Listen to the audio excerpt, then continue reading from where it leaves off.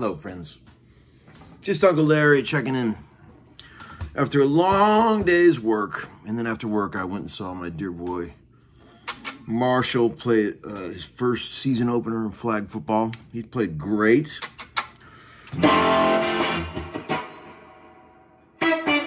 What's the key?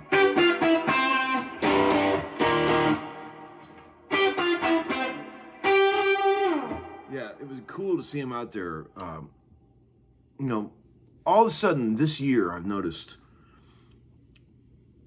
you know, when we went into middle school, like that is like the year when football starts getting a little more serious out there. You can tell the boys are actually a lot more aware of what's happening on the field than they used to be, like even last year. Pretty cool to watch. Marshall's becoming a ball hawk. We watch a lot of Ed Reed videos. Ed Reed is one of Marshall's favorite players, and you guys remember Ed Reed, the only defensive back that Tom Brady was ever totally afraid of. I'm not saying that Marshall's reaching Ed Reed level, but I'm just saying he wants to be a ball hawk. He likes defense. But anyway, just checking in real quick. We did a Morgan Wallen's session today, and tomorrow we're doing another one. Super fun, man. Nice chill pace, a lot of jokes, a lot of laughs. That group of guys has been playing together so much in the studio that we've got like our own brand of humor. It's the in-between song banter. I was talking about this today at the session. Pretty high caliber comedy going on there. I mean, musicians are just by nature pretty damn funny. Quick-witted motherfuckers, these guys. It's hilarious, man. I wish we could record some of this shit that gets said in between songs, man. You guys would fucking laugh your asses off. It's pretty funny stuff. But then when it's game time and the count-off happens, everybody gets pretty serious, man, and really goes into their own world. You know, it's really cool to watch.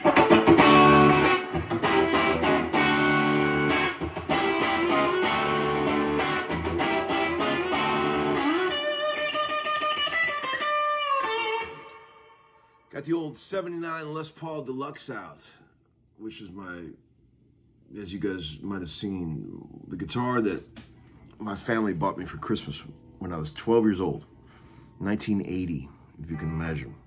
And I held on to it all these years.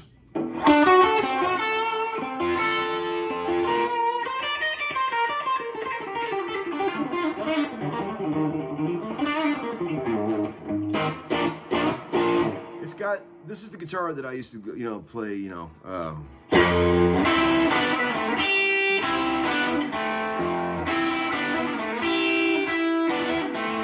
never even knowing that that was two parts on the record. I just thought that's how he did it.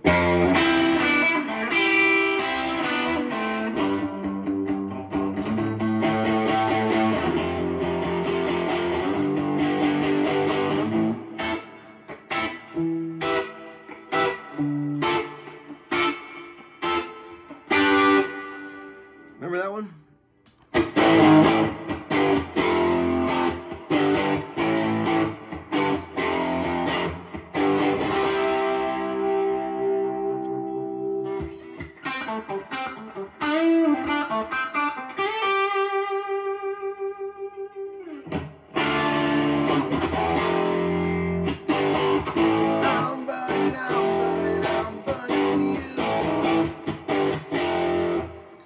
On the session today, we were joking around about the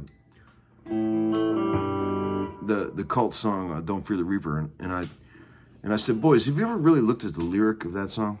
And I pulled up the lyric, and I was showing Brian Sutton and Joey Moy, and we were reading them out loud.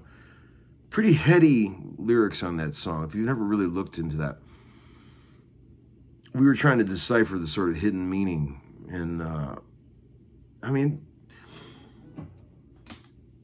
it's amazing to me that these rock bands, that these guys in their 20s, in the 60s and 70s, were coming up with such heavy lyrics. Like, they were all, who would have thought that these guys were like, you know, well-read literary types, you know, kids in a rock band. How do they write so well? Like this shit is like really beautifully written, very full of imagery and like double meaning. It's really good shit.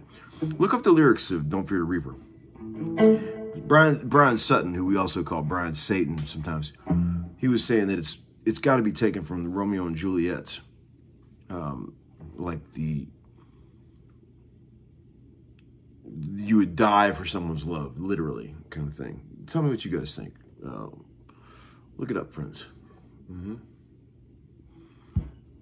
But yeah, people have asked me, what's the hardest thing about being a session player? And I've been trying to think of a proper answer to that.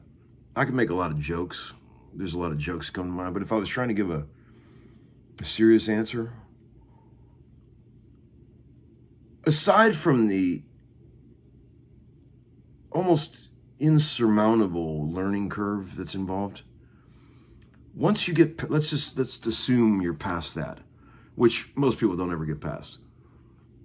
90% of the job is psychological, as I've said before.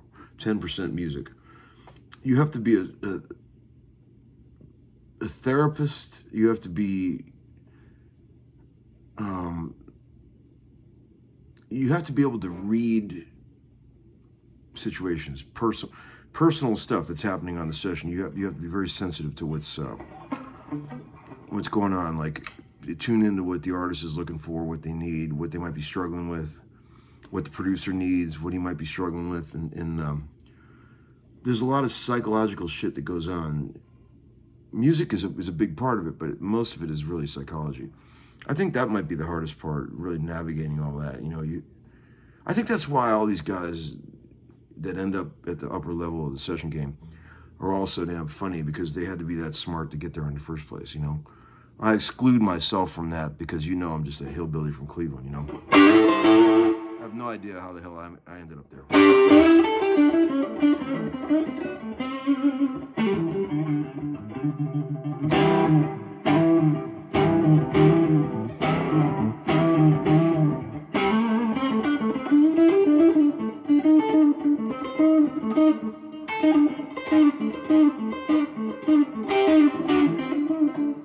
On breaks in the session today, I got into a pretty good argument in the comments section with some numbnuts from Tulsa. Cody something. I asked him what his real name was, and he told me Cody, what was his name? Cody Patton was his name. You can look in the comments of the last couple of videos. He must be off his meds or something. He first attacked me by saying, if you could play what Guthrie plays, you would do it. He said, you don't have any technical ability, you're just a feel guy. And look, you guys know how much I love Guthrie's playing, how much I admire his playing. Of course I can't play a lot of the stuff that he plays. Of course I can't. But I like to think that we have two distinctive styles that are, you know, they're both unique, you know. And this guy's basically saying that he challenged me to a jam off video so he could cut heads with me. And I looked at some of his videos on his channel. He's like a beginner. I'm like, honey, I don't care if people are beginners or intermediates or something like that. A lot of you guys out there are that level, and I appreciate that. I don't expect everybody to be a lifer musician who's given, you know, the 10,000 hours and then some to all this stuff. But just know where you sit in this world, friends. You know, I know where I sit. I don't go up to Derek Trucks and challenge him to a jam off.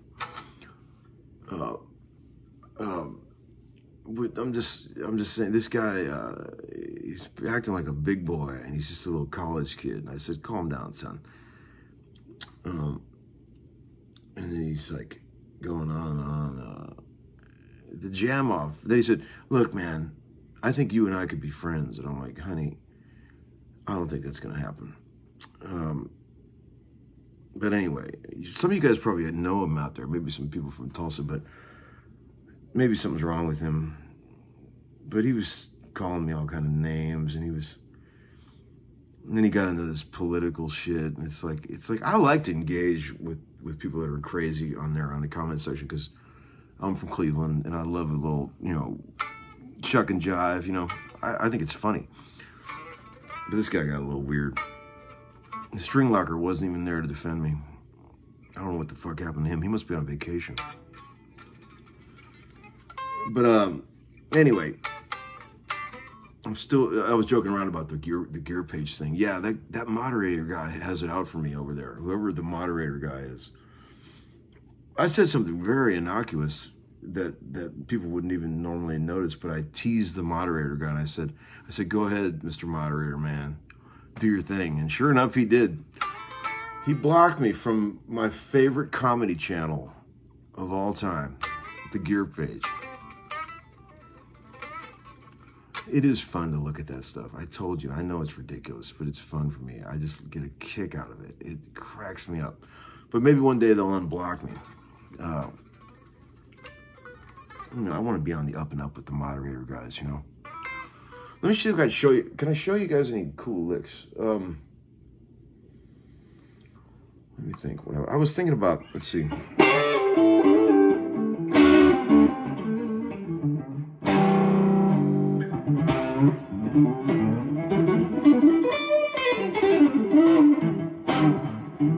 You know this one? Let's say you're playing some regular old white boy sports bar blues in A. Let's say the groove was like somebody called out spooky or something like that. Unfortunate. You could be like, you know that one?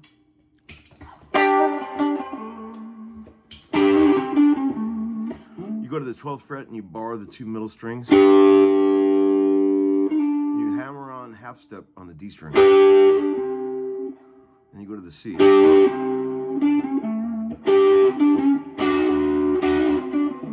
There's a lot of places you can do these. I do these a lot. That's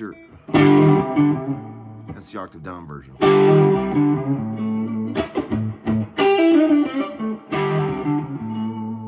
You've seen me do that a lot. That's a big part of my gag.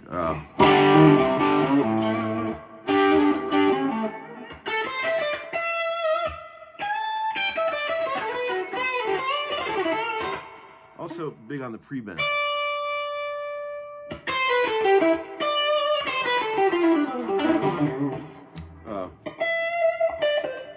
Practice those, you know, getting your pre-bends dead in tune. We're like, you bend the note, bend the D up to E.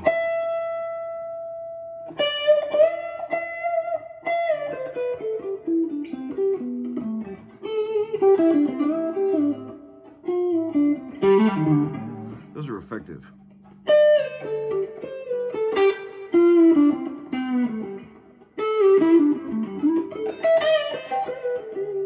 And I also want to mention too, another thing. I've seen people doing this. When you're bending strings, I'm going to say this for the 100th time. You're bending strings. Let's say you're on the you're on the B string. You're trying to bend a whole step. You got to get some power on a set of 10s. Get your fingers jammed together, whether you're using your ring finger or your little finger. Look how tightly slammed together my fingers are.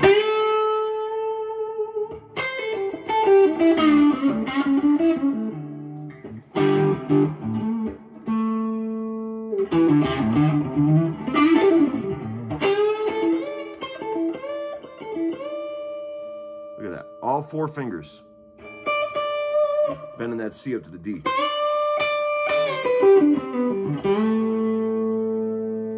Bending the G up to the A on the D string.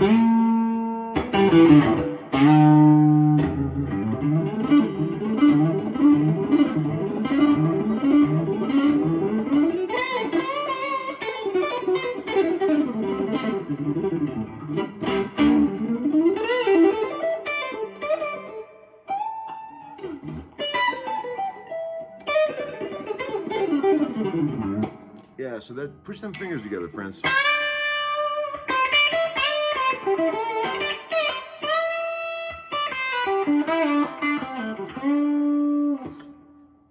nothing to help you on those one finger bends. That just takes pure hand strength and practice. On those, I really pull my hand down hard, especially the back end of the hand, like back here.